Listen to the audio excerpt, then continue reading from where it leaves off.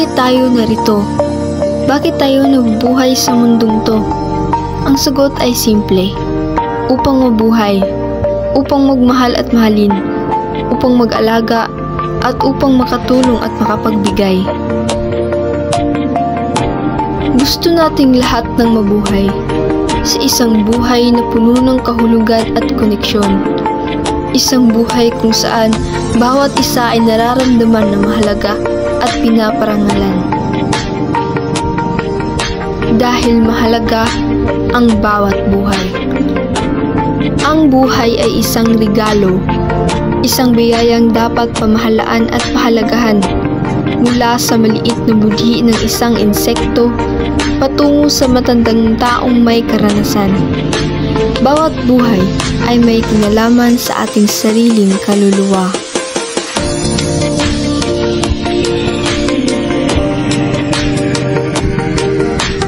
Ngunit sa panahon natin, ang simpleng gawi ng pagtanggap, ng paggalang sa buhay, tila nalimutan na. Ang ating mundo ay nagsisigaw, hinahanap ang tunog ng pagmamahal, ng paggaling, ng pagpapahalaga sa bawat butil ng buhay ng ating nakasalamuha. Pero tayo ang mga tao. Tayo ang may kakayahang baguhin ang istorya. Dahil ang paggalang sa bawat buhay ay ating pananagutan. Ito ay karapatan ang ating ibinabalak. Ito ay ang daan tungo sa isang mas maunlad, mas magandang hinaharap. Ang pagbabago ay nagsisimula sa atin, kaya't ang mga maliliit na hakbang ay nagpapalalim sa pagkakaisa.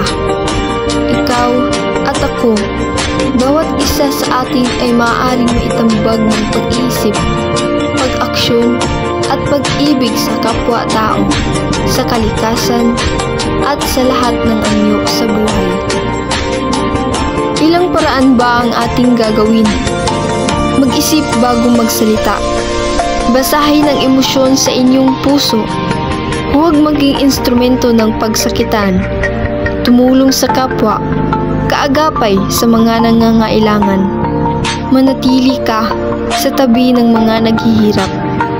Ingatan ang kalikasan dahil ito ang ating tahanan. Iingatan ang mga nilalang dito dahil sila rin ay bahagi ng ating pamilya. Paguhin natin ang kanta ng ating komunidad dahil ang paggalang sa buhay ay hindi pangamba. Ito ay kilos tindakan. Ito ay ating buong pagkatao.